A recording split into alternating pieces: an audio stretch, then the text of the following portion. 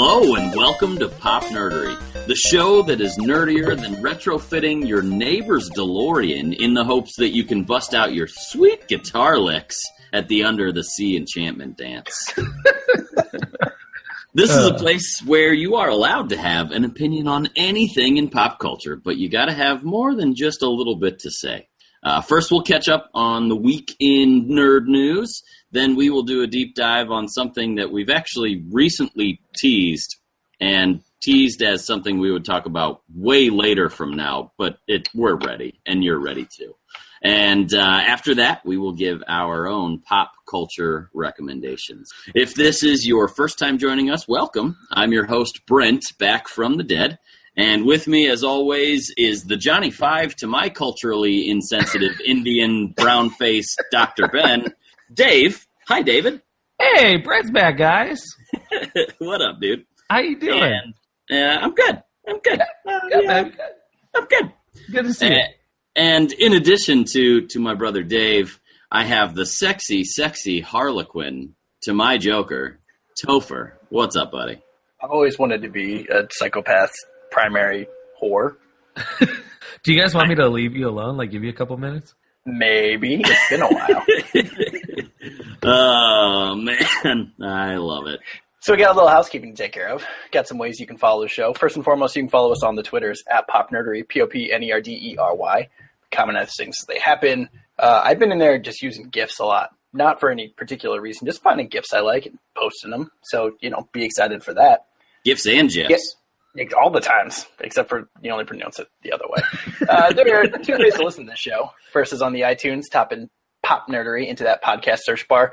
You can find us, listen to the show, subscribe to the show, rate the show, love the show, marry the show, but only in Vermont and New Hampshire can you actually marry the show in other states. It's true. But please do subscribe, rate, and review so other people will find the happiness that you're putting into your ear holes. The second way to listen to the show is to whisper the word podcast in Elvish to a moth, and Dave will appear on a gigantic eagle behind you in Podcast Live. Here I am. That was the answer to those movies, right? It was just the giant eagles. You could have just taken the giant eagles the whole time. Yeah. Yeah. What are you going to do? Brent knows. Brent knows that's the hole in that one. Brent knows about that one. I know about holes. So Brent teased it and actually teased it because he didn't actually tell you what we're going to talk about in the B segment. But we're going to talk about Stranger Things. We can't wait. We won't wait. Even though now it's very fashionable to say that everybody likes Stranger Things too much and you actually dislike Stranger Things now. Yeah, what's up with that? Yeah. This is the way the internet works. Is everything eventually eats its own tail. Things get so popular that you have to say you're cool by hating it. I don't understand because whatever. But we're going to talk about Stranger Things in the B segment. We are going to whip through the news so we can get there. Not too much happened this week, so it's good for us. We did have the Emmys on Sunday. Normally, I wouldn't mention the Emmys because they don't really tell us interesting things. I do have my recommendation that I'm going to tease right now is a good way to get actual useful information about what TV is good and what TV is bad. But I'll give it to you in the C segment. But yeah, the Emmys happened, and the only reason I'm bringing it up is because it was a pretty nerdy Emmys. Game of Thrones won for Best Drama Series. Game of Thrones won for Best Directing. Game of Thrones won for Best Writing for the Battle of the Bastards from this season. And the Rami Malek from Mr. Robot won. Yeah. So it was a pretty nerdy Emmys. I think, you guys are all caught up on Game of Thrones, yes? Game of Thrones, yes. Mr. Robot, sadly, no. Even though it's a previous recommendation from Brent, if I remember correctly. Whoops. Yeah, Mr. Robot was one of those that was on my list for season 1, but I heard not so fun things about season 2, so I never really got around to it. I prioritized watching Veep. Yeah, that's a fair priority. Yeah. Which, by the way, Topher's former recommendation, Veep, won Best Comedy, and Julia Louis-Dreyfus won for the 80th year in a row for playing the Veep. So I don't think she's actually that old. She's held up well, but I don't think she's quite 80. But I assume they just gave her like 10 at a time. They were like, "You were so good in this, we're going to give you 10 Emmys." That's how good the performance was. Yeah, she's been so good that she essentially shut out Amy Poehler on Parks and Rec for 5 straight years, which is pretty sad. Yeah. There was actually the one other recommendation that I'm going to give is there's an article on The Ringer leading up to the Emmys where they did this thought experiment where they limited every winner to 1. So if you won for a specific role on a specific show, you could only win the first year that you actually won. And then they went back and looked at the nominees and gave the Emmy to the most deserving. Same thing with so actors, actresses, and best drama, best comedy. It causes some really cool ripple effects. So they make it so that Allison Janney can't win too many Emmys for The West Wing, and Julia Louis-Dreyfus can't win too many Emmys for Veep, and The West Wing can't win for 4 years in a row. So Sopranos gets an earlier Emmy than it did.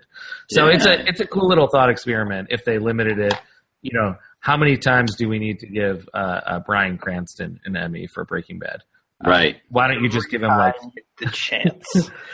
I'm just saying, why don't you give him like 6 Emmys during the first year, and then we'll just say I think that's fair. Be like, how many years do you think this will run? 5? Here are 5. We're here gonna are 5 Emmys. Enjoy.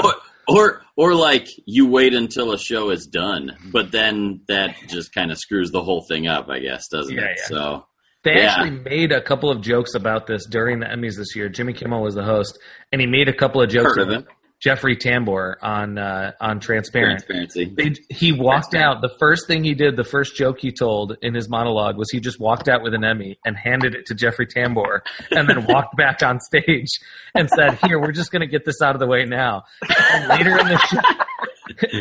in the show, he won. He actually won. Yeah, that makes sense. Yeah. So and then Aziz Ansari made a joke later about how if you just take out Jeffrey Tambor, that'll open up the lead actor in a comedy series category. So yeah, it was a very nerdy Emmys. So I just thought I'd bring that up real quick. Real quick, no, just one other thing on the Emmys. I did not watch the show, but I, having just binged watched and become a big Game of Thrones fan over the last 5 months. Took some time to watch the interview that happened with the Game of Thrones contingent that was there after the fact, and it was actually just very fascinating to watch them. It was the showrunners that get all the credit. Benioff and Weiss. Thank you. And they took every opportunity to defer to the director of Battle of the Bastards and kind of really did him well. They made a point to point out how they write things on a page and their crew makes decisions, or their art department makes decisions, or their director makes decisions, or their actors make decisions that make that actually turn into the grand masterpiece that it is. I thought it was really cool during the acceptance speech. There are not many shows that get to thank a horse mistress and an armor master. True. Like no joke. There are not that many shows on TV that have positions in the crew like that. So yeah, it was a big night for them, and well deserved, because honestly, I think this season was my favorite since the first season. I think that there was a little bit of filler in there, and maybe season 3, 4. And I really enjoyed season 6. All I know is it was good. But when Pop Nerdery, the series, comes out, let's have some horse masters and armors. Oh, whatever. Yeah. Just file that away for later. Anyway. Put that out there. More nerd news, please.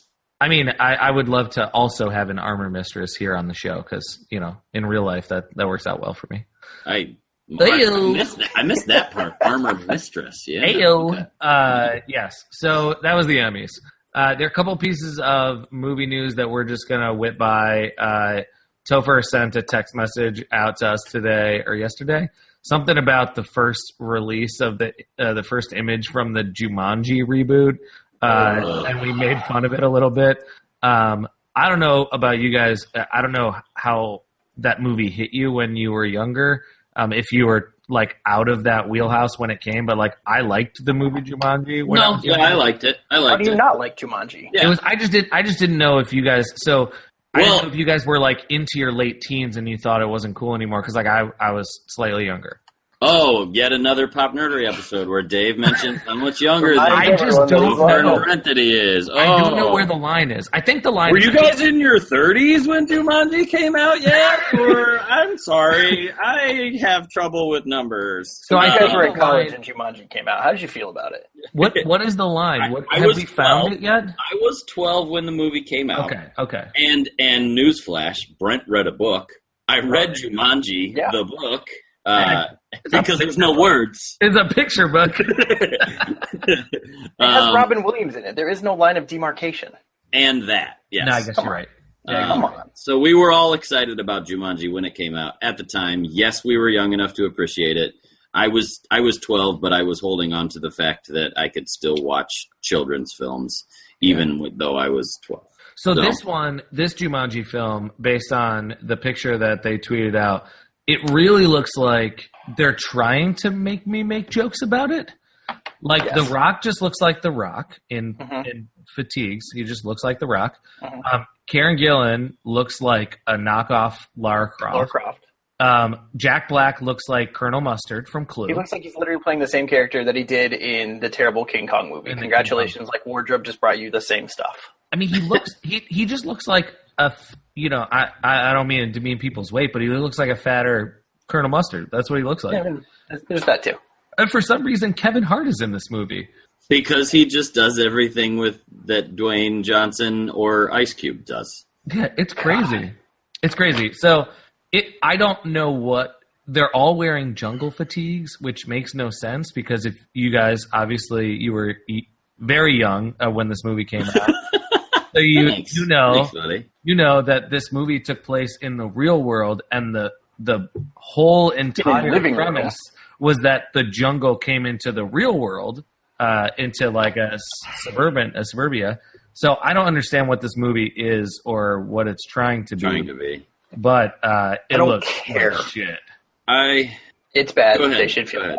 There's just no reason, and I don't want to hear like an alternative telling of Jumanji.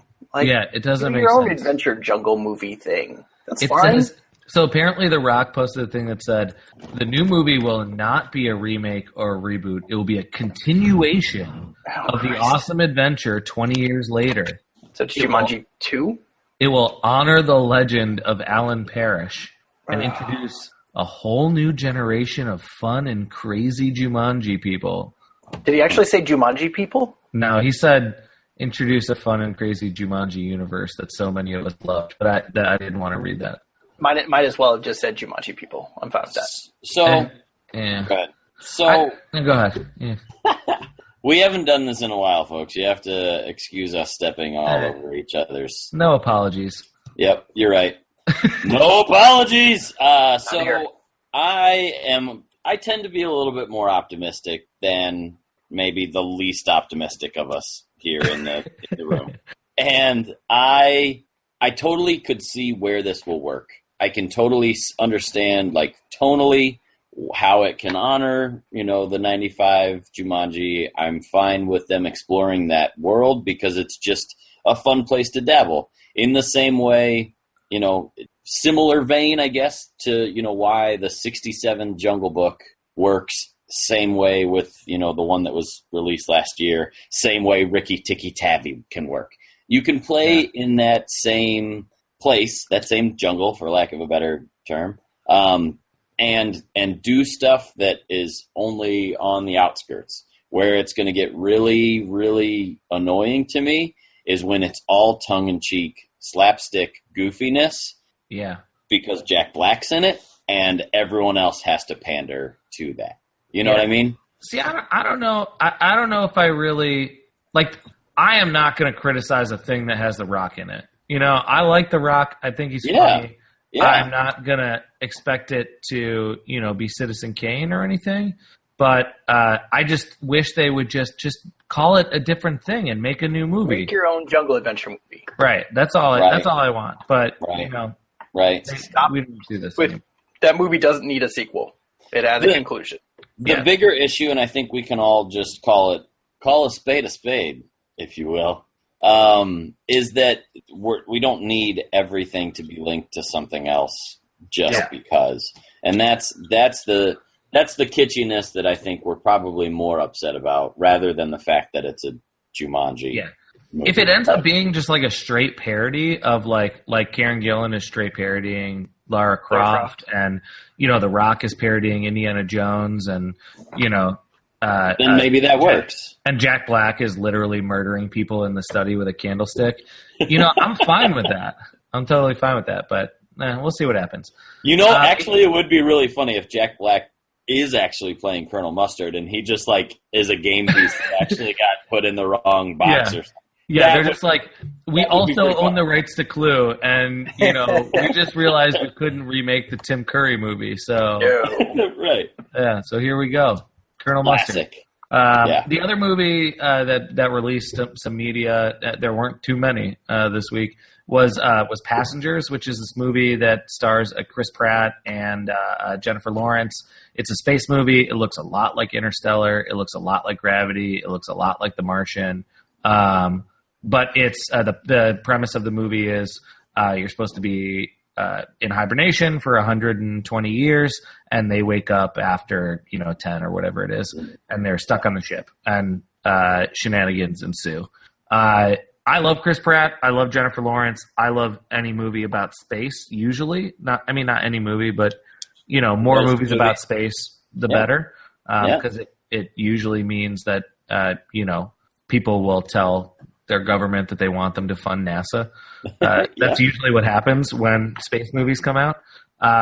So I love space movies, but I don't know why this is happening. And apparently it has taken a long, long time for them to make this movie, and it's been very, very expensive to do. And it just really looks like a stock action movie when it all comes down to it, when, those two actors could do so much more. I think that's my biggest. I texted both of you earlier today. Based on everything I knew about this film, and definitely the trailer that I watched today, I'm either going to love this movie, or I'm just going to be super pissed that Hollywood threw a bunch of things that they knew would make money together and just mixed it up in the pot and threw some CGI at it, right? Because, Chris Pratt can do action film. He can do comedy. He can do both of those things intertwined, and all of that is good. And kind of the same with Jennifer Lawrence, right? And then you add just two people that we already kind of like and put them in a partial romance element to all this too. If it can dip its toe in each of those genres and have fun with it, there's a chance it could work. But that's a pretty high fetched task to actually, Because right now it looks like someone read the first 2 pages of Alien, went, "Yep, got it," and then pulled pieces out of Interstellar, Gravity, and The Martian, and went, "Movie." Ha! Right. Yeah, it does feel like the response to what was it 2 years ago when Gravity and Interstellar were both nominated for awards and made a whole bunch of money. It looks like the response to that, where they're like, "Give me a space movie, please." Exactly. And I wish, I like the premise. It seems like it could be a good premise, but then the first half of the trailer, great. The second half of the trailer just devolves into space shit show peril. Yep. Yeah. So I thought it was one that I would like to put on people's radar because it comes out right around Christmas. It's one of those movies that could get drowned out by the holiday season. So I kind of wanted to throw it on people's radars and say, at the very least, the trailer is worth checking out because those two people are eminently likable. The last thing is we talked about Back to the Future in our little tease earlier, and we made funny jokes about Back to the Future. Fucking Nike put out power lacing shoes. What? Yes. The Nike Hyper Adapt 1.0 is actually going to go into production, is actually going to be sold. It is a shoe that self-laces. They did. Is it actually going to go on my feet? It might. They did they made those Nike Air Mags a couple years ago, but they were just like it was like a movie prop. Like you bought it as a collector's item and you put it up in your house or whatever. But these are apparently just straight up self-lacing shoes. Just Google it. There's a Nike put out a video on YouTube. They actually work. You just push a button, they light up on the bottom, and they tie. So we've reached the future officially, right? But why not just make the right shoe? With the self-tying laces? I don't understand this. We've come so close. Yeah, I mean they did. They put out the Air Max, but they just didn't. They didn't seal the deal. Now that they have self-lacing, like, go back. No. You know the answer to that question. Version 2.0. Exactly. Yeah, the Hyper Adapt 2.0. They're trying to sell some shoes and make some monies. Well, Nike's been good at that. Nike's been struggling lately. I haven't seen a lot of people wearing their stuff around. So if this helps them out, I'll chip in and get a pair. There you go. Yeah, it does. I mean, is that the trendy Toph telling me to throw out my Nikes? Damn it!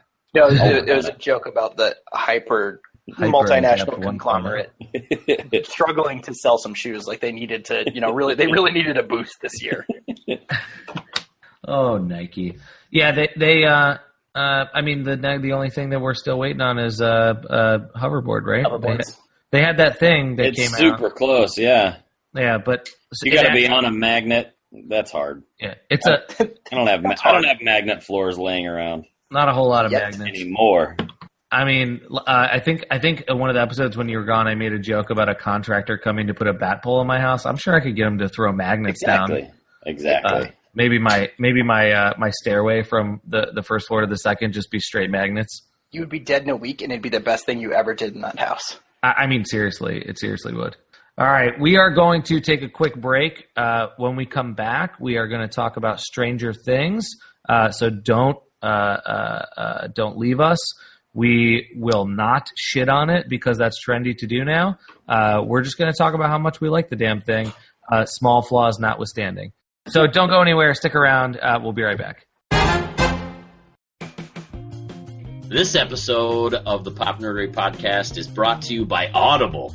Go to popnerdery.com/audible and sign up for a free trial. Support the show and get hours of entertainment. So, Brent, I really like the sound of your voice. Do you read me the audiobooks? Until I get that 5-year contract that I've been working on with my lawyers from Audible.com, sadly, Dave, no. You're holding out.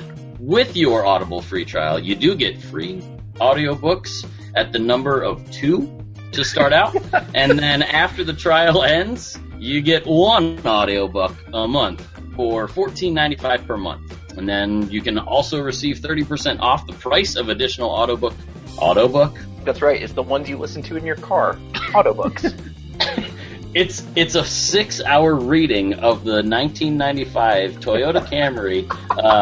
Fix it at home yourself. Shop book. I want a Haynes manual on audiobook. The diagrams. All right, so this is a little car, and it looks like it's pretty sad, and some of the tires are flat now. It's read to you by John Goodman. Yes, that John Goodman. Oh, shit, I was listening to that. No, sorry, we were lying. The other John Goodman. So go to popnerdery.com/audible, sign up for your free trial, tell your friends so they can share in the audiobook goodness. Welcome back to the PopNerdery Podcast. Here in the B segment, like a giant bloated whale carcass on a beach just waiting to be stuffed full of dynamite and exploded, we're going to just have some hot takes. Some hot takes. Blam! Specifically about Stranger Things, which everyone loves and the internet hates for some reason because internet. We want to talk briefly about how much we all love Stranger Things, what parts of the show we like, some standout plot points, and then maybe some of the hopes and dreams we have for season 2, which is happening sometime in the future. It was renewed happening 15 minutes after it was released, unsurprisingly, because the show is gold. So if you haven't seen it, Stranger Things is a show that goes on your television. I'm going to start slow. It's a Netflix show. It was released in July. It harkens back to Spielberg, John Carpenter, Stephen King, certainly, and is kind of an 80s era love letter to some of those 80s films around some supernatural occurrences in Brent and my home state of Indiana. Yay. So shout out to Indiana. Yay. Good job, Indiana. Way to have a fake town. Way to have a Department of Energy base in fake Indiana. We're proud of you. Way to have a used up Winona Ryder. Indiana. Truly, like, she's been lingering here for a while. It's not even fun to see her downtown anymore. Just hanging out. Winona, you don't look good. You're like, can someone call Netflix and see if they have something that she can do? And sure enough, she did. It was nice. We'd been waiting for someone to claim her, that's for sure. Yeah, it was getting sad. It was a real Netflix thing. Anymore. So yeah, this show kind of follows a set of friends who are nerds in no uncertain terms, the nerdiest of the nerds, perhaps. The show opens as they're in the middle of one of their D&D campaigns. Yeah, and there are people. Yeah, they are our folk. They are basically who we grew up to be. Yeah. Except that they had better adventures. They had way better adventures than I ever got into. I crawled through sewer pipe in my neighborhood, and I thought I did things, you know. I mean, we killed that Demogorgon. We killed that Demogorgon back in episode 11. I mean, come on. Yeah, it's true, but it was pretty weak when it got here. I don't even, like, honestly, it kind of just tripped over until feet fell over. I don't even think you credit for that. Yeah, that's fair. If you've been in tune with any of the popular media recently, these kids have been everywhere. Specifically, 11, who is played by Bobby Brown. Yeah. Who, by the way, I just need to get this out there, looks exactly like the actress from Big.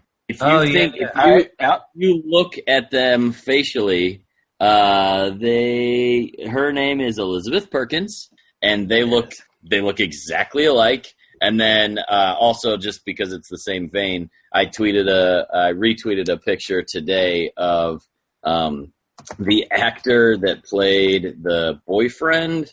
His name is... I wish I had been prepared for this.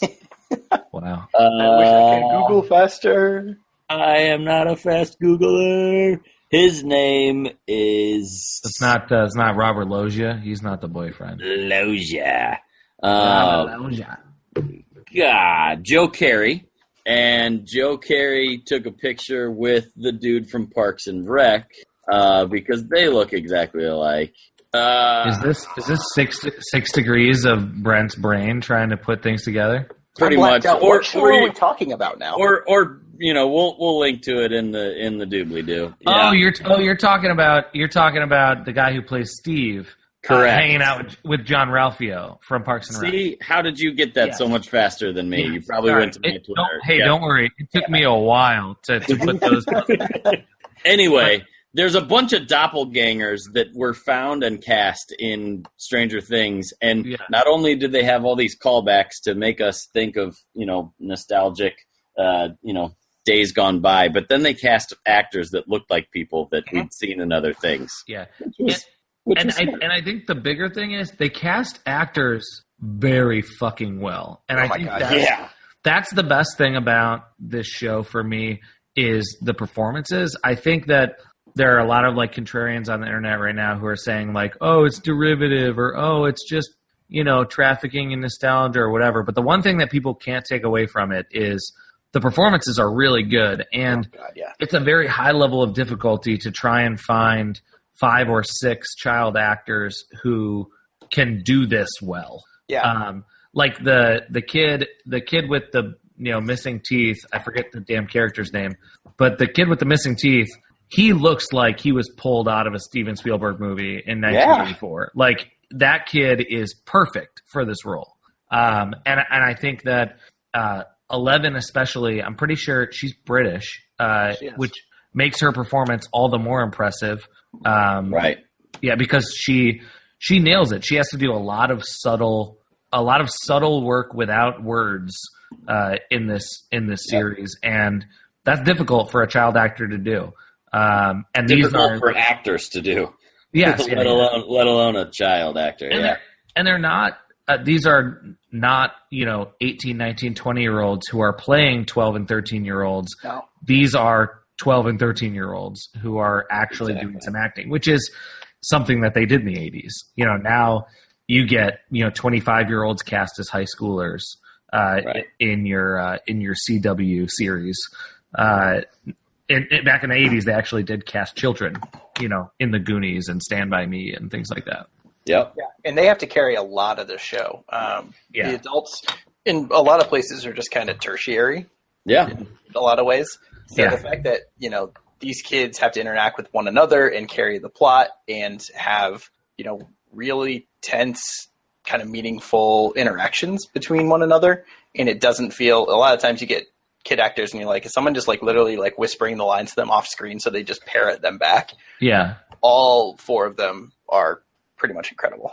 Yeah, I'm a big fan of some of the performances by the adults in here too.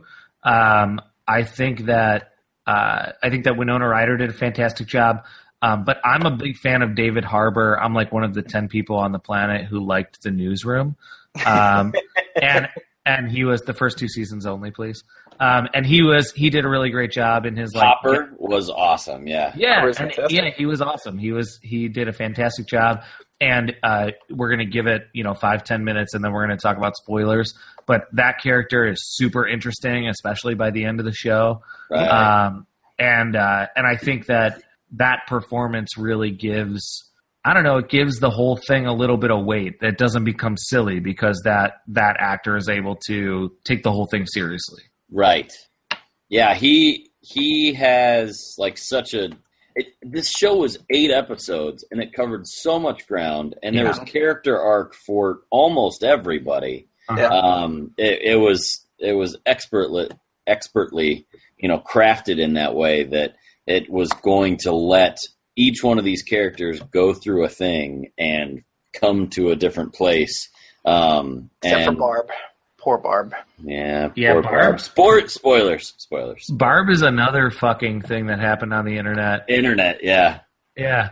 Where there are some people on the internet who are, just diehard, like, what the hell happened? Barb this, Barb that.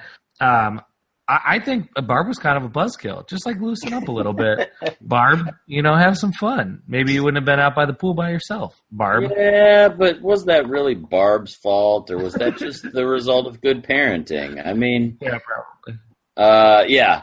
And we probably shouldn't be talking about Barb. We're not in the spoiler section, you guys. Enough of this shit. If you haven't watched Stranger Things, stop listening to this goddamn podcast. Go buy a Netflix subscription and start watching. Like, I'm done with this. It's time to talk about how much I miss Barb. The last thing that I personally want to say about the reaction to this is, and like just my general reaction, I think the reason why I loved it so much is because it was 8 episodes and it did have, like Brent said, an arc for everyone, and it had a conclusion. It obviously, in this day and age, you leave it open to create a universe and you leave it open to have a spinoff or a sequel. Obviously, that was going to happen, but the story got concluded. The story had a satisfying beginning, middle, and end, which you don't always get on TV. There are a lot of times where you get a show, Lost, where they ask a ton of questions and there's a ton of mystery and not a ton of answers for a while. You're not allowed to talk badly about Lost when Brent's around. I know, but you don't get a ton of answers, and I feel like, for me, what I really want is I want the season to wrap things up, and I want them to ask me some more questions at the end of the season, sure. But it's a more satisfying viewing experience when, it all gets a nice little bow put on the top. And, for sure. Yeah. And that was a very selfless thing for these directors to do. I don't think many people were pounding on the doors of the Duffer Brothers to do things for them, and somehow whoever the powers are that found these Duffer Brothers or took a chance on them, well done, bravo. Yeah. Did you hear the story of how they got the job? Yes, okay. And I actually, if you want to, go ahead, tell it. No, because all I was going to say is that is a selfless thing for these 2 basically unknown dudes to say, hey, we're going to make 8 episodes of a thing. It's going to be great, we hope, and we're going to wrap it in a nice little bow, and if no one ever wants more of this, then it can stand on its own. we don't need to dangle, we don't need to have a cliffhanger. It's okay. We can wrap it up. And I just think that was kind of brave on their part and could have been a very detrimental thing for their careers. But I'm glad that seemingly it's not going to be. Go ahead. I was just going to say they got the job when they pitched a Stephen King It series and got turned down and eventually got offered a job by Netflix to do this. They said no, we're not going to do that, but do you want to do this? I actually hadn't heard that then. The stuff I read was a little bit different, but yeah, that's really cool then. The fact that they had some of the same inspirations probably from it makes more sense now knowing that piece of it. But that they had something waiting in the wings. They said, hey, if not that, we have this idea. For sure. Can we discuss briefly, if the internet wants to fucking whine about this show and complain that it is the third most watched series of Netflix original content, any guesses to what's ahead of it? I'm going to go House of Cards and Orange is the New Black. Season 4 of Orange is the New Black is second. The most watched is Fuller fucking House. So don't come over here and complain to me about fucking Stranger Things when you assholes are out there watching Fuller House. Oh yeah, the internet just lost all of its integrity. That's what I was ready to hear an argument for some of their complaints, but no, they're over there watching Fuller House and complaining about Stranger Things. So no. So I think the biggest complaints that I heard that I can understand but also easily brush away are like the people who are like coming out with like continuity errors that they have that bother them because the Duffer Brothers were born in 1984 and the series is set in 1983. So people are complaining that they're trafficking in this nostalgia that they didn't earn or something like that.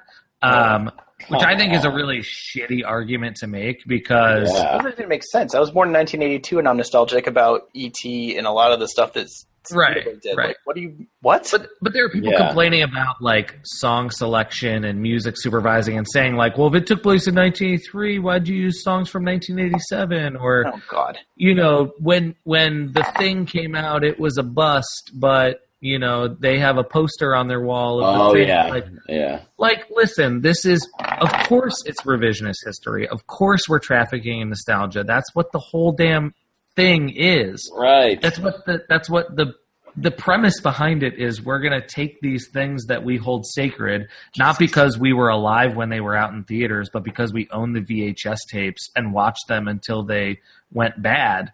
And we're going to make this thing that reminds us of it and makes us feel that way. Also, it's pretty clear that these kids are our people. So when The Thing came out and it didn't do well in the theater and they were going to throw the poster away, they went and picked it up out of the dumpster and put it on there. They saw it twice at the Saturday matinee in between D&D games. Like, no, internet, go sit in the corner. Yeah. I do think that, there is, the internet has a desire to tear down everything that gets, that things that people, they raise them up. But this thing is pure and we complain incessantly about not having original content. That nobody can write a new character. And you know what? Maybe some of the plot elements are retreads from things that we've seen before, or some of the shots are things that we've seen before. But there are characters now in our world that we didn't have before. Good ones. Right. And and an interesting mythos. I agree. That seems worth exploring that, probably, again, will have inspirations from other things we've seen before. But that's okay. That's great.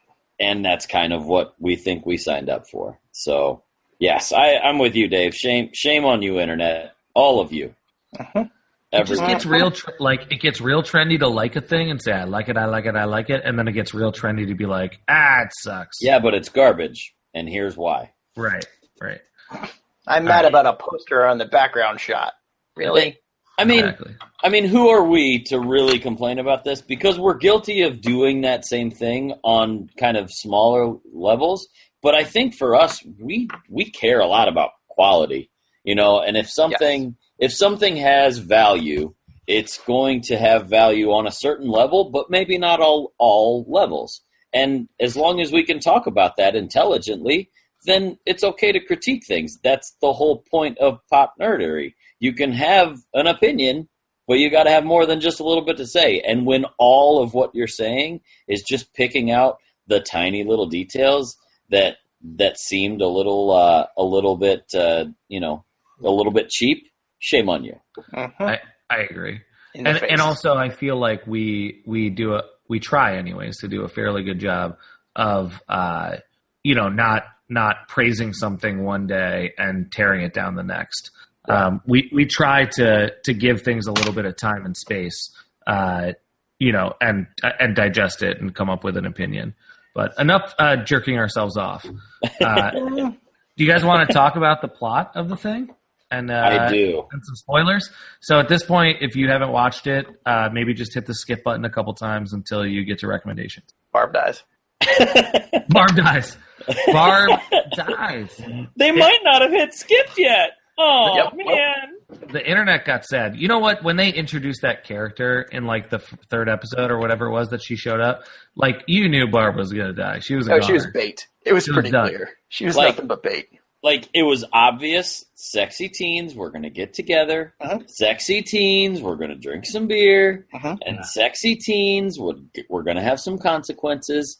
And the first consequence was going to be dopey hairdo, mom jeans, Barb. Yeah. And that's okay. We all saw it coming, but that was the point. And it was also the joke. And it truly is, though. Like, that's the person you can go back to watch any virtually teen movie, slasher fic, horror film, suspense. You find someone who looks like Barb, they die first. It is kind of true. Not difficult.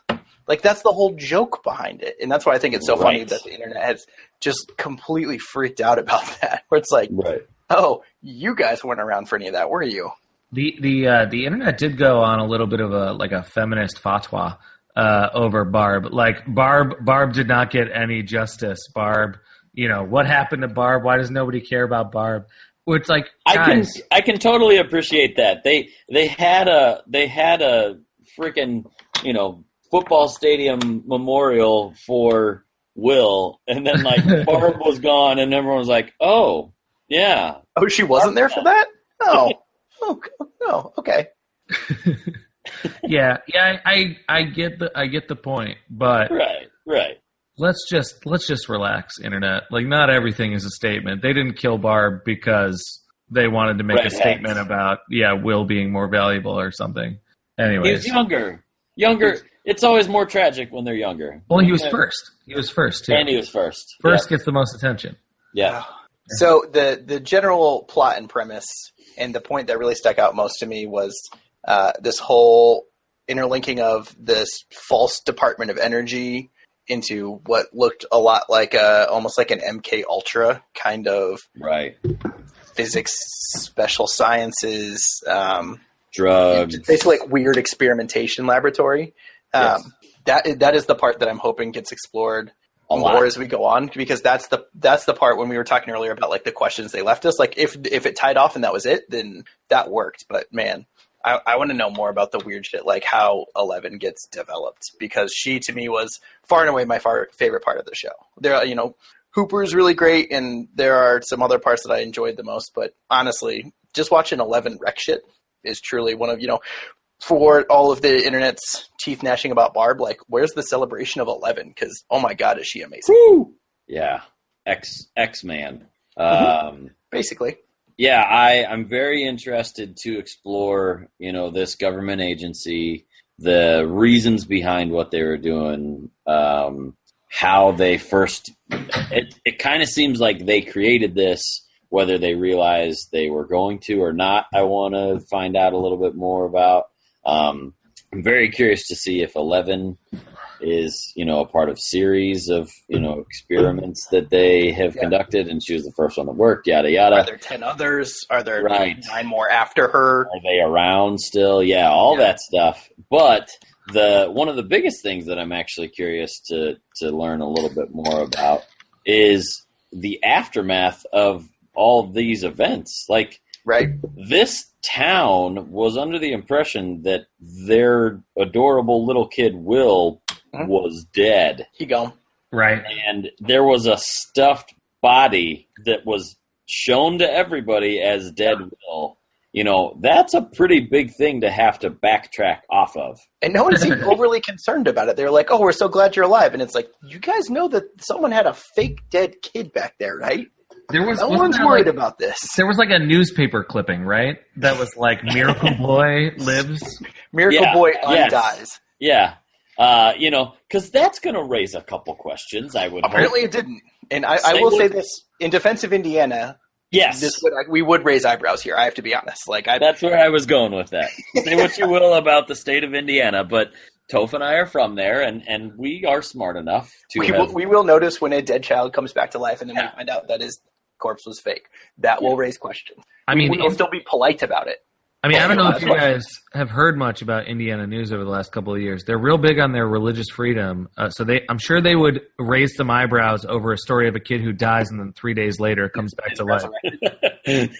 Yeah. That's how I know we would ask some questions about it. Right. I do think there's going to be some aftermath there. I think the most interesting part to me is yet again David Harbour related. I want to know how much he knew or what kind of deal he made. What Hopper did at the end of that movie, or what what part he played that we didn't see. Because I think there's plenty that to his character that we don't know about yet. I agree. Yeah, it's kind of one of those things where you see him and it's like, oh man, he kind of sold his soul he made the ultimate sacrifice, and then sure enough, nope, he's fine. Oh, that's all right. So what happened there? Right. Yeah. And how much of his character's backstory is real? How much is made up? How much Yeah, I think he's a very interesting character. Agreed. So, what do we speculate that the Upside Down is? Go. I think it's literally an alternate universe, since it seems like it in some way parallels what we have on this side, and there's some sort of breach that is opened as we see them disappearing into the weird gooey maw occasionally. Mm-hmm. So I'm going alternate dimension. Okay. So I'm wondering, are there many monsters, or is there just one monster? Is the Upside Down a safe place to go now, as long as you don't stay too long, now that the monster is dead? I have many questions about how long I can hang out there. Like, is it a place where I can vacation? Right. I don't think there are timeshares. In the gray ash rain that comes down in Well, we kind of already got an answer to that, right? Because Will spent a considerable amount of time there. That's true. And he came back. Then a slug erupted out of his throat. Yes. So if you're fine with a little Zika slug, then you can vacation in the Upside Down. Do like a little 3-day weekend. But and I actually have a theory about the Demogorgon, so I want to go there in a little bit. Ooh. But to your point, are there more of them there? I think there are. It doesn't seem like that's a kind of thing that there's just like one of. Well, if I know anything about Hollywood, there will be more of them. Yeah, but you knew the answer to that. But my theory, and I'll actually credit my wife on this one. She very early speculated that the Demogorgon is 11's parallel in the Upside Down. Oh. Okay. The Demogorgon is one of the only ones that can go between the Upside Down and the normal, which is what we saw 11 doing when she was in the lab, right? 11 has special powers above and beyond normal humans. Mm-hmm. The Demogorgon seemingly does as well. Yeah. The Demogorgon, I want to say... No. The Demogorgon was places where 11 wasn't, so that's not right. But I'm wondering if somehow there's a connection there, because the only time that we saw 11 in the same place as Will was at the end, right? But she recognized his face. Yes. And she was out of the lab before Will went into the... But she went into like the trance thing to try to find him. Okay. And she also recognized Barb. So again, I connect maybe the Demogorgon and 11 having some sort of connection. I think you're on the right track. My postulation is that Demogorgon is 10, possibly 9, 8, 7, 6, 5, 4, 3, 2, and 1, potentially. Because we see that Will has been, I don't know, seeded would be one way to do it with the things. And that's the result of exposure to this other place where potentially they're sending these other children. Okay. Or the children, I guess they probably weren't sending them. They accidentally ended up and couldn't get back the way that 11 could. Yeah, I think that they don't name that character 11 if there aren't others. There aren't 10 others. Right. I don't think there's a 12, but I think there's a 1 through 10. Right. Maybe they didn't make it, but maybe there was one that did make it. Well, and that's I'm jumping slightly ahead, but they released the episode titles for season 2. Yeah, correct. And they include episode titles like The Lost Brother and The Boy Who Came Back to Life. And then they have place names like The Palace, The Secret Cabin, and The Pumpkin Patch. So that's what I think laid some credence to it being somewhat related to. And there are that cabin. The agency. Will it was similar to his little shack in the woods kind of a thing that he had going on. Right. So I think that the Pollywog, I believe, was an episode title as well. Yes. That so one grabbed my storm attention. in the brain. Yeah. Did we see at the end the door to the Upside Down be destroyed in any way, or is it just quarantined? Did we break our connection to the Upside Down? I thought Hopper was still leaving Eggos outside of it. I thought Hopper was leaving Eggos in the forest. In the woods. Isn't that near where? Well, he's talking about in the lab. I'm talking about in the lab. Actual Yes. gateway. The Upside Down in the lab. I don't know. I don't think so. I mean, it would be. I would honestly be really interested if the Upside Down maybe went away in season 2, and we were confronted with some other sort of supernatural threat or something, or obviously we all want 11 to come back in some way, shape, or form, but I would like to see a different threat, and then maybe the Upside Down becomes a bigger and different thing. I'd like to see another Matthew Modine-esque person. Obviously, he's not going to make it back. You want a monster of the season as opposed to a monster of the week. Yeah. Kind of and maybe I don't need another Demogorgon, but maybe I need a different thing. Maybe I need to, figure out what's going on with Will's brain slug or whatever. But whatever horrible slug creatures exist. Whatever horrible, terrible thing is going on. The ruined shell of his carapace. Yeah. I don't know. The one thing that, you walk out of season 1 and you're like, ooh, Demogorgon, Upside Down, 11, Agency, all that stuff. But the character stuff's really kind of fascinating too. Mm-hmm. If you literally look at it, the kid Will, he's kind of, we didn't really get to know Will, even though he was kind of introduced as the main character. So I think there's a big opportunity, for that actor, that character to really be explored. And then what happens to the teenagers? I don't know if I need any more of that story, because Steve had his own redemption, which story I read in an article they didn't do initially in the script. He was just the asshole boyfriend that stayed the asshole boyfriend, and she ended up with the nerdy guy. But then they kind of grew to love this actor, and they liked how much heart he actually brought and how charming he was, and they were like, well, maybe we should show a kid have some growth, and realize they were wrong, which was different than every other 80s movie. So, again, that was cool, But, do I need to see more of the teenagers demographic? Or do I need to see that story? I don't know. Maybe they're off in college, so they can kind of write them out of the script a little bit. But then, less about that. I care about it, but I care less. Yeah. I mean, and then, Winona Ryder and Hopper, you kind of wonder, if those characters have some sort of kinship or necessary components to their storyline. I'd watch that. Yeah, right. So I think that's what's fascinating. This is a show where they're going to kind of have to whip out these seasons, right? If they want, I heard that the second season is supposed to take place. Jump a full year, I think, right? Right, but you're going to need to get these seasons out so that these kids don't get too damn old. They don't age out of their roles, right? Because that's going to happen very quickly, especially with 11, because she's just going to start to look old. She's going to start to look like a teenager.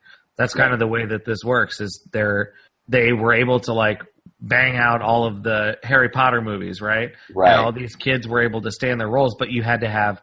That meant you had a Harry Potter movie every 2 years, and they were still to turn into a machine, right. And they were still like 25 by the time it was over.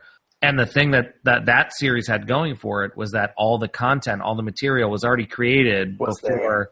Right, it was already there. Whereas the Duffer Brothers are now going to have to create this content very quickly, and usually that doesn't bode well for the story when you're creating content based on deadlines. So I hope that they allow it to take its natural course, and you're not. Totally agree, and that's a valid concern, but we already talked about one big reason why maybe we don't have to worry about that a whole lot.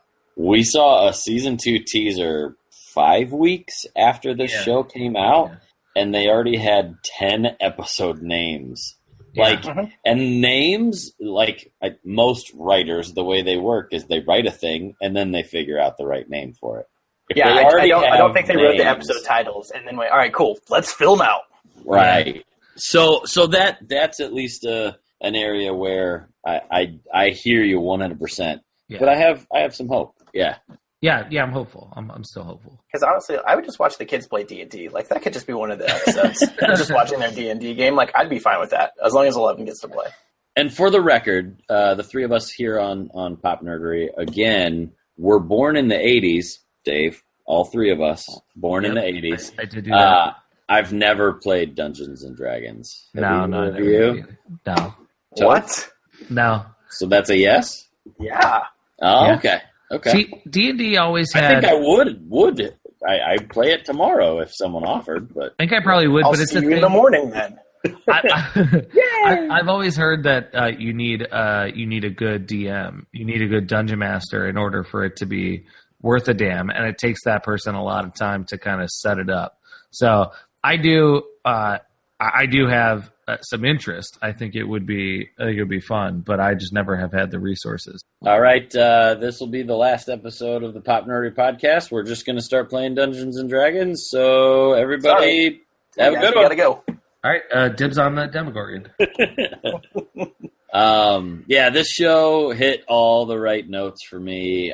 There was so much that I just had like giddy little chuckle moments to myself about, even the Tupperware. Like, my parents had that Tupperware. Yeah. It's just so, there was so much fun and like silly, and it was comical when it needed to be comical. It was scary when it needed to be scary. It was grotesque even when it needed to be. It's so good, and I want more of it.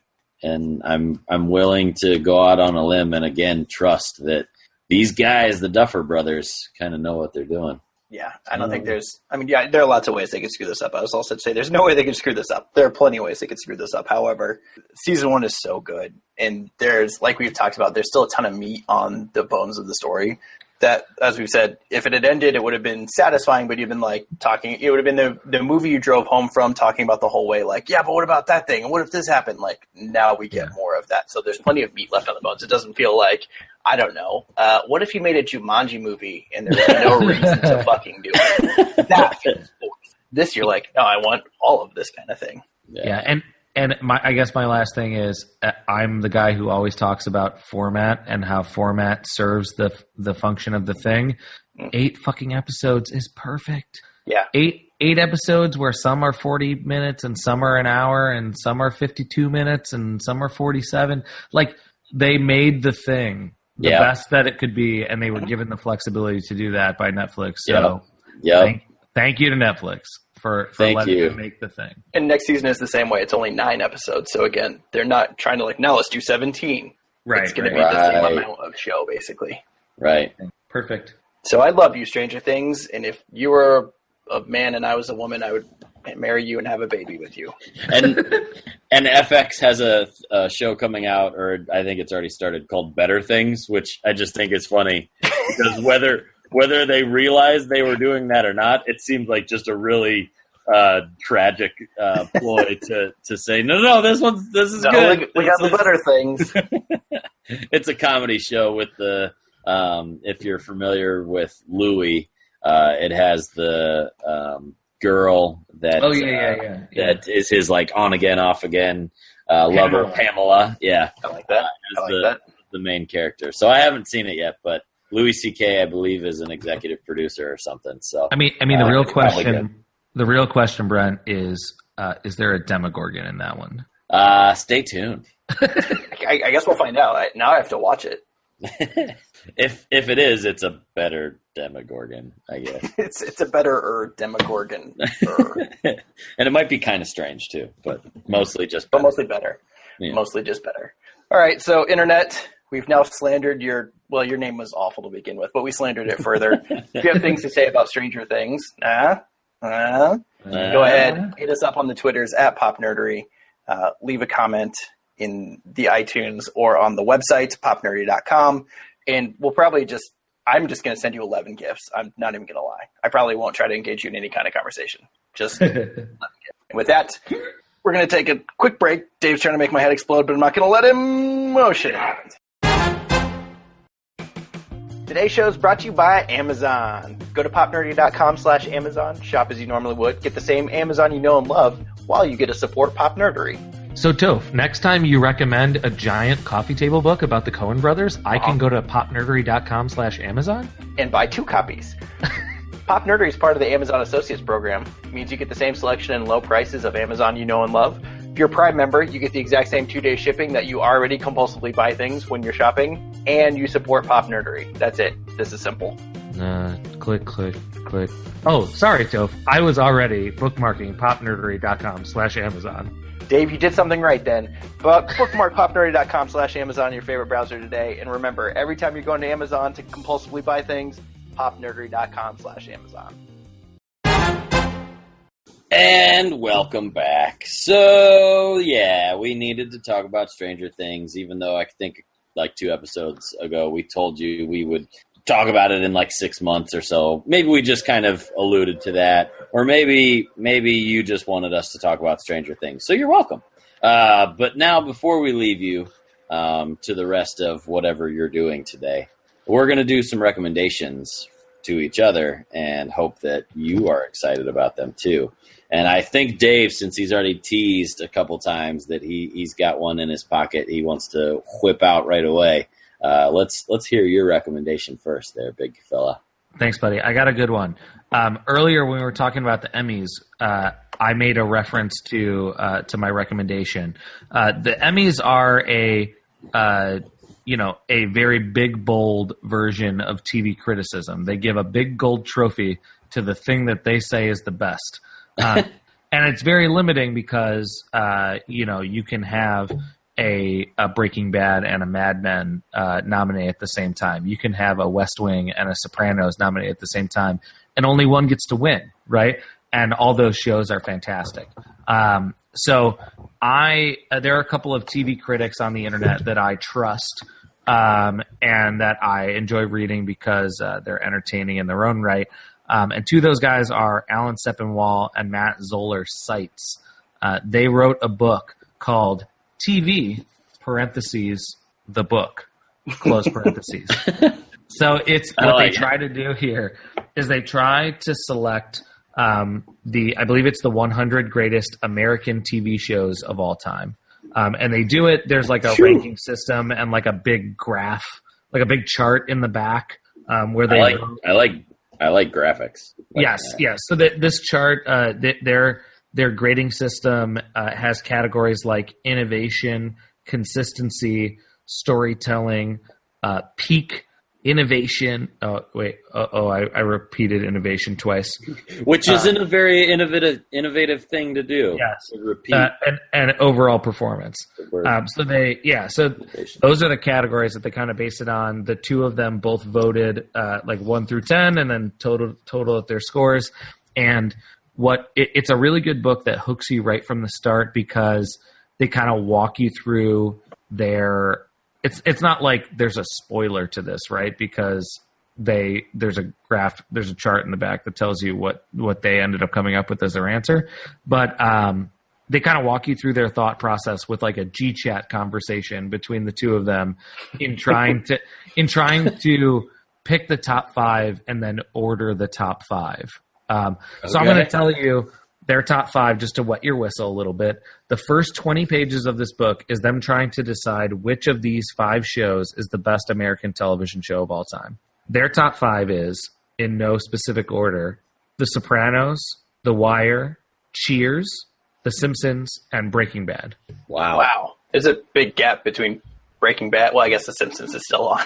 I forget that sometimes. I purposefully didn't order them. I took them out of order, the way that they kind of came down on them. But there's a 20-page G-chat conversation, which is the introduction to this book, where they just discuss how do you critically put one above the other? Right. How do you critically differentiate between the best sitcom ever made and maybe, artistically Cheers isn't as ambitious as Breaking Bad or as The Sopranos, but it's the best that its genre has ever created. So is it more valuable to be the best thing that your genre ever created, or is it more valuable to be more artistically ambitious? And they kind of like go through these discussions, and there's no judging good or bad really, because they're really judging better best. So it tends to be more optimistic, which is what I think the three of us tend to enjoy, optimistic over cynical. Sure. So the first 20 pages is that, and then they go on to go in depth and do a little bit of critical discussion about all 100 shows that they kind of selected. So you're gonna get modern takes on shows like MASH and Star Trek Deep Space Nine makes the list in the top 100. Obviously, I know what makes you guys feel good. You get some Golden Girls. You get Law and Order makes the list. Doink doink. And I'm specifically like reading down half the list, but the rules that they went with was that the show had to be completed. It couldn't be a show that's currently running. Oh. Okay. So that does kind of limit some of the stuff, but it allows you to get a little bit more perspective after being, out of it for a couple of years. But I definitely recommend the book. The two guys, again, are Alan Sepinwall and Matt Zoller Seitz. They are fun to read, and there's a cool little interplay between the two right at the top of the book that's nice and fun to read. So it's, again, called TV, the Book. Nice. One thing I really like about that, just kind of from a philosophical standpoint, is you asked the question right up top, how do you differentiate between, how do you say this is the best show when you're pitting, some of the most intense dramas ever seen on TV up against a show like Cheers, and that's where you have to look at all of those criteria that they came up with and be kind of scientific and analytical about it. And then using all of those metrics, kind of aggregate, that information to give you values to then rank dissimilar things for similar reasons, right, top to bottom. So, and the cool thing is, because they take their time, they can have a discussion about, well, when we decide if The Simpsons belongs at the top of the top 5 or the bottom of the top 5, can we just look at the first dozen seasons? And if we decide to do that, then The Simpsons might be the best fucking show ever because it was innovative and amazing. And volumetrically, I think they probably win that. Yeah. Just on mass alone. It's just a real fun read because it makes you think about TV in ways that you hadn't before. And it actually has added many, many older shows back onto my list of things That's that cool. I absolutely need to watch. That is cool. I like that a lot. Yeah. Yeah. Toph, would you like to go first, or would you like me to? I've missed you so much. I want you to go first, sir. Aw, you are a sweetheart. My goodness. So, talked a little bit earlier about the new show on FX that just aired, another comedy, and I've kind of been on record already, but I just continue to throw kudos FX's way, that FX network, and now the FXX network. kind of from top to bottom, has really just done fantastic green lighting of shows. Pretty much over the last 5 years, if a show even mildly kind of caught my eye before it came out, I dove in head first, and I've by and large liked everything I've seen. I just don't have the time to watch it all. And that's kind of the tragic truth of right now. We're kind of in this golden era of TV, and FX, I think, is one of the beacons right now. So what I'm getting at is there's a show that just got released called Atlanta. I know Toph has watched it as well. And Toph and I are on record of being having very disparaging opinions of the Childish Gambino and exactly what type of merit he deserves as a musician. But I think we can all agree that Donald Glover, the artist, is a very very interesting character and comedian, actor, writer, very intelligent and creative guy. He is the star and kind of the showrunner in a lot of ways to this series Atlanta.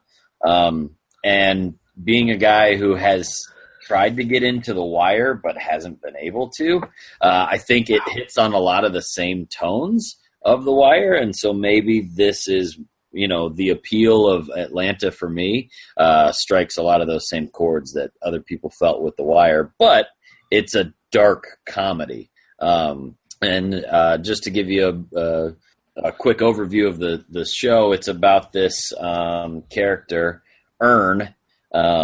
Ernest is a Princeton dropout who is trying to get his life back on track in, you guessed it, Atlanta. And he is homeless, so he's bouncing around from people's couches to his best friend's house, who is a female who he has a child with.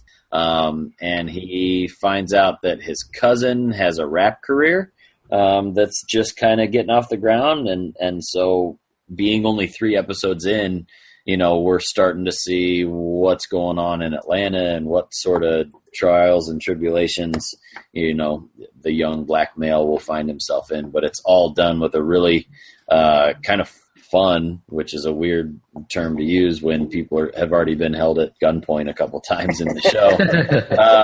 But a kind of a fun look at just the goofy situations that, this young black male finds himself in. And just oddly enough, for any of those of you who saw Straight Outta Compton, one of the main characters of the show is the guy who played Snoop Dogg in the Straight Outta Compton film, actor by the name of Keith Stanfield, and he is probably one of my favorite parts of the show so far because he is just beyond odd.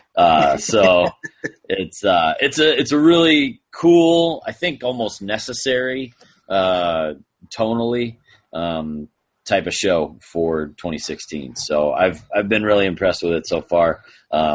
Intelligent writing, just kind of fun stuff. And so I have a lot of love so far for the show Atlanta. Yeah, and FX has done a really nice job of giving shows to people who have voices who haven't traditionally been heard, which is kind of nice. Give a show about a young rapper, a young businessman, a young whatever, to a guy who has kind of lived that life a little bit. Yeah, they do a good job of doing that, as opposed to, you get a lot of shows where they're telling stories like, I'm sure the Empire showrunner is, yeah. Yeah, FX gives a show to a middle-aged, balding, fat, single dad, and he isn't just while he's a clown, he's not just a clown from all the gimmicky tropes that we've already seen. Right. FX is getting interesting content because they're letting interesting people tell stories. Yeah. As opposed to giving shows to the same people who get to tell stories over and over. Like CBS just put out trailers for some new Kevin James series, and it's like, he's back, and it's just like, no one asked for this. It's like, why did you just not cancel King and Queen? Just let him keep doing that shit for 15 years. Who gives a shit? Yeah, let him just have that. Save some time and effort. At least that show had Patton Oswalt on it. Oh gosh. All right. Well, Toph, tell us about your recommendations. We got Toph. Yeah, so from something that's brand new and happening now to something that ended literally 11 years ago. Go on. I want to talk to you about Northern Exposure. Let me get you into a little sitcom called Northern Exposure. This was on CBS 1990 to 1995. There are 5 seasons. They're only 100 episodes. It starts out as a kind of fish out of water. A New York doctor gets sent to a small Alaskan town, and wacky hijinks are going to ensue. Fish out of water. Yeah, when you send someone to New York to Alaska, boy, they don't know how to Alaska very well. I mean, it's essentially like Thor. Thor's a fish out of water story. Right? It's a lot like Thor in a lot of ways. Less hammers, but it's like Thor. I'm sorry. The whole idea behind it started that way, but it developed pretty quickly to have a really strong ensemble cast and get to explore a lot of different stories there. It is a sitcom. It is funny, but it doesn't have a lot of the same problems that going back and watching other sitcoms. Or just like King of Queens has. But even Cheers, which showed up on Amazon Prime not too long ago, and is still funny, but looks very stuck in an era and specific to that time period, and makes a lot of references the same way. This show doesn't, and it actually ends up, I think, holding up really well. 2 things of note for it. They're only 100 episodes, so you're going to binge it pretty quickly.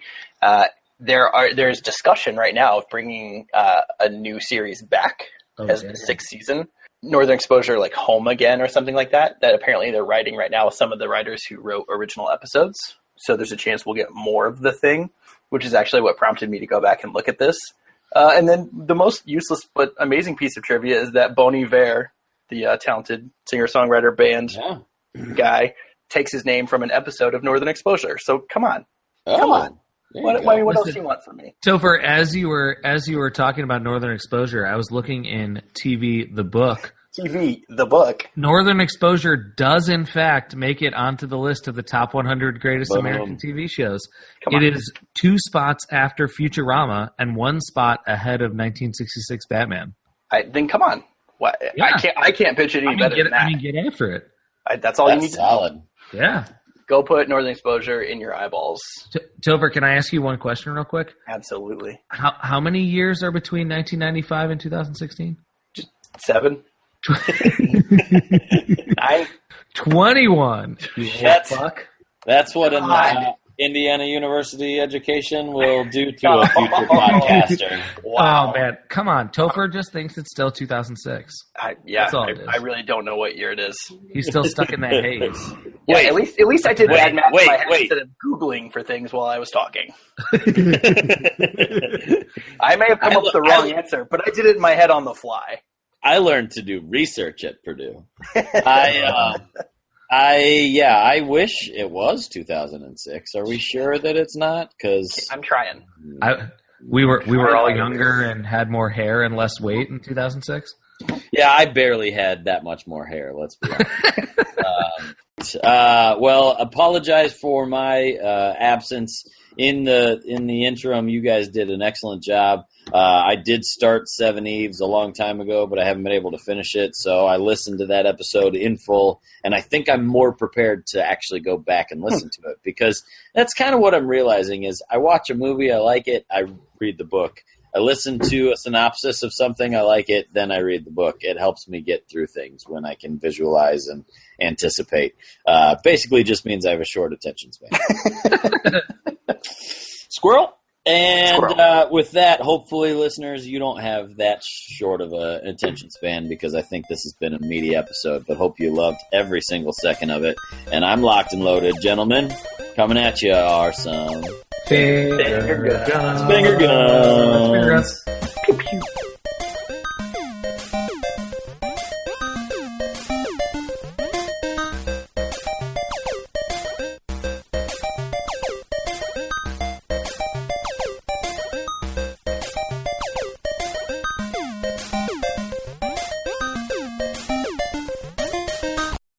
It's all coming back to me now. It's all coming back. It's all coming back to Brent now.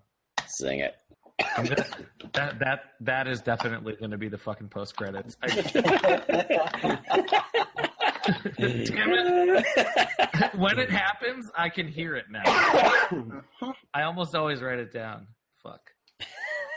You're the one editing it, and you're saying "fuck."